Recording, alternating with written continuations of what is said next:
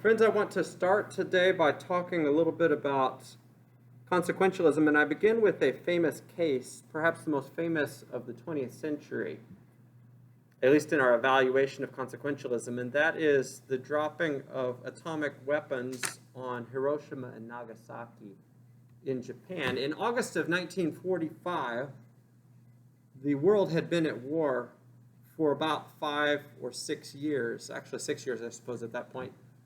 And it had been a horrible, horrible conflict, truly the worst conflict in human history, and the worst war by far of the 20th century.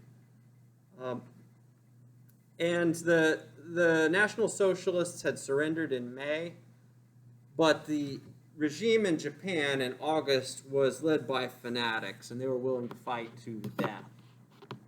And they were destroying their own country.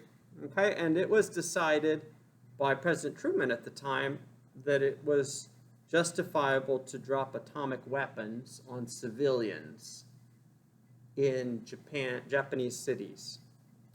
Okay, and the atomic weapons in Hiroshima and Nagasaki in August of 1945 killed approximately 270,000 people within a few weeks, mostly civilians. Okay, these were not military personnel. I want to stress that. And at the time, there was no controversy. There was virtually no controversy at the time among the American High Command or among ethicists at the time. It was seen as an entirely justifiable decision. Why was it justifiable? Well, the United States was planning an invasion of southern Japan, launched from the island of Okinawa to take over the island of Kyushu, and then ultimately to go to Tokyo Bay and to land in Tokyo Bay. It was estimated that this would cost the United States, in terms of troops, perhaps up to 1 million troops. Okay, and to be perfectly frank, at that point, the American High Command was sick of war with Japan, and they probably didn't really care how many Japanese were going to die. They just wanted to save American troops. That's probably why they made the decision. But it would have cost the Japanese far more than 1 million. An invasion of the Japanese homeland almost certainly would have cost the Japanese 5 million or more. At the time, Japan was using all its resources for military purposes, and war poverty was extreme in the country. People were starving. They were not devoting much in terms of resources to agriculture at all. Some estimates place the possible number of deaths of Japanese as high as 10 million in the event of an invasion. In the aftermath of that decision, though, although there was no question, and really apparently there was no deliberation among the American High Command, it was just decided, it was seen as self-evident that this is what they needed to do to win the war.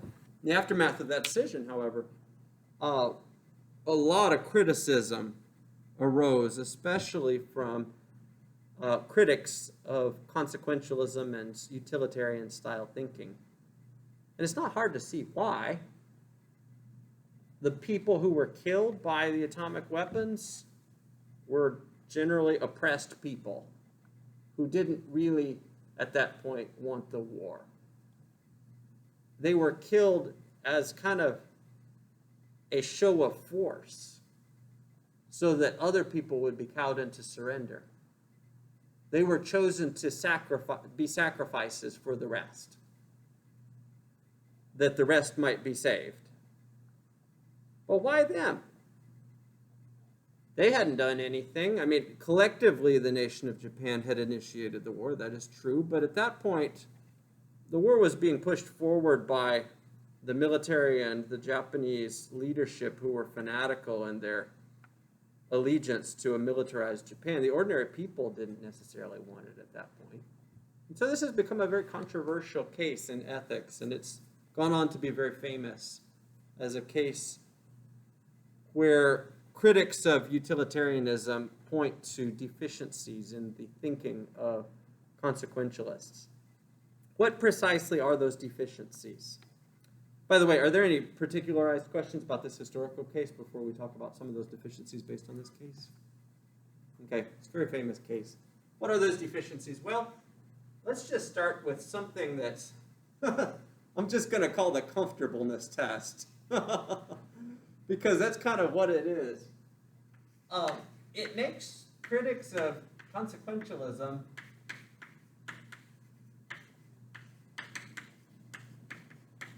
really uncomfortable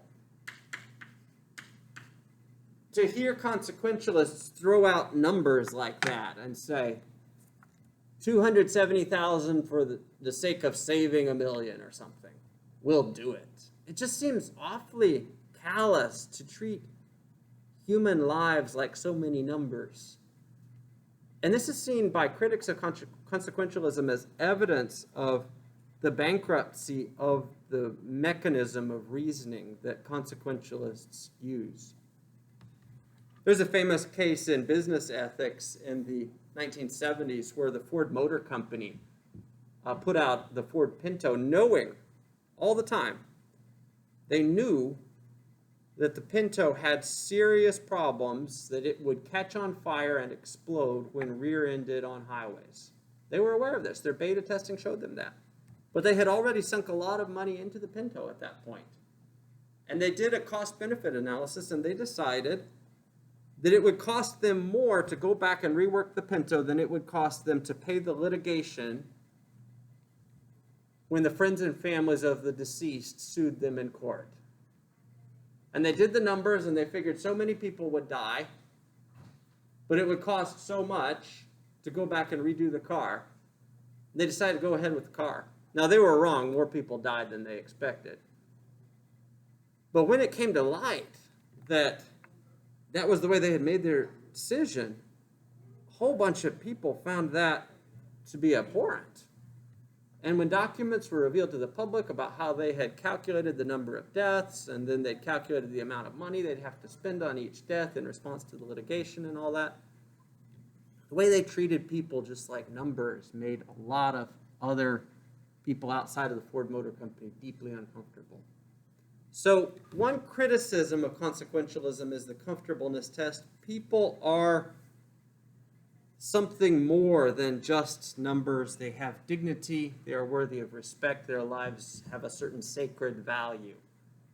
And to treat them like numbers the way consequentialists typically do, or to, aggregate their utiles of happiness or something like that and compare them against each other in the way that consequentialists do, strikes many critics as being questionable. Okay, so for instance, let's just take this one here. There are numerous studies that link lack of education with high reproduction rates. Okay, this has been done a lot. The more education you have, the fewer children you have. The less education you have, the more children you have. With all the unintelligent people out there having children, what hope is there for the human race? So think the consequentialists, at least, right? So why don't we, stands to reason, why don't we pass legislation limiting the number of children that less intelligent, less successful people can have, and pass legislation incentivizing more intelligent, more successful people to have more children? Seems as though the collective would be benefited, doesn't it? Seems as though consequentially humanity would prosper. The collective, the whole, would benefit. And yet again, this is deeply uncomfortable. Doesn't pass the comfortableness test. Why doesn't it pass the comfortableness test? Well, those people who aren't as intelligent, don't have as much education, whatever, they have dignity too. They are worthy of respect. They can't just be treated like numbers on a spreadsheet for Microsoft Excel. And to say on the basis of some eugenics plan that the collective requires that we incentivize the intelligent to have more children and de-incentivize the reproduction habits of the unintelligent or the less educated is to treat people like something other than people in a way that I hope the lessons of the 20th century, and especially the lessons of, again, World War II, have suggested are not a good thing.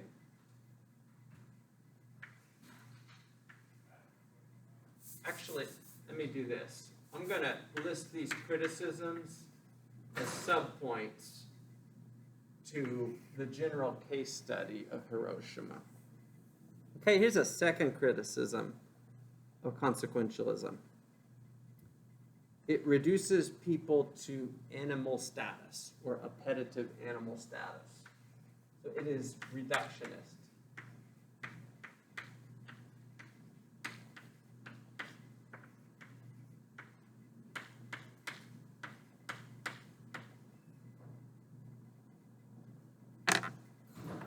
If it were proven that we could make 90% of the population deliriously happy by enslaving 10% of the population, have them do all the work that none of the rest of us want to do, maybe clean the toilets, deal with all the sewage, maybe we could have them, I mean, heck, most weeks I don't want to mow my lawn. It'd be nice to enslave somebody to do that. If we could do that, and actually benefit the 90%, make them deliriously happy by virtue of enslaving the rest, I hope and pray that we would say no to that. And what would be wrong with it? Well, it might actually pass the consequentialist tests. It might improve the overall welfare. It might promote the happiness of the majority and thus produce a better, greater overall common good pie. But it would reduce humans to animal status in the process. Why have we, contemporary people, I think rightly so, rejected slavery? It is because it reduces human beings to something less than human, subhuman. It reduces them to beings lacking in dignity or respect. And that's awfully, awfully disturbing about consequentialism, if and when it does that. So pure consequentialism seems to lead to incredibly dangerous territories, ethically speaking. And yet, at the same time, all of us reason in consequentialist ways. Okay? Students choose to come to HBU. Why do they do so? For consequentialist reasons. They think that it will benefit them overall in life to do so. People get married. Why do they do so? Because of consequentialist reasons. People make votes for, they vote for presidential candidates. I don't know why they vote for the choices that they do these days, but they do. And apparently, in the minds of the people who make these choices, they think it will go best if they make these choices. So we all think in consequentialist ways, and yet, when taken to its natural logical conclusions in its purest forms, consequentialism seems so dangerous. So what are we to make of this paradoxical state of affairs where there is this form of reasoning that we are all comfortable doing? We do it all the time. We do it throughout our day, each day. When we think about the choices that we make choices on the basis of what we think will bring about the best consequences for ourselves and others. And yet, in its purest form, it looks so horrible. What are we to make of this? Let's come back to that. I want to propose a third line of criticism. Actually, let me pause and ask if there are questions so far.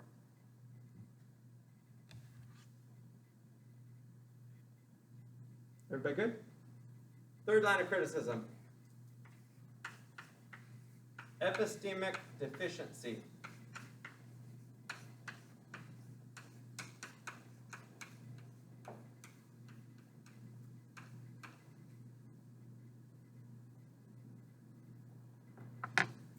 My wife and I have 3 beautiful little daughters.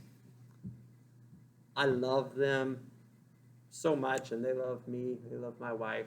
We are the world to them. And yet I don't know what the future holds for them once they grow up and leave our safe, protective nest. They might make horrible choices. Maybe out of these beautiful little daughters, I have brought into the world the next Hitler. Who knows? No one knows what the future holds. In fact, this is true for all choices that we make. Maybe by leaving for work 30 seconds later this morning,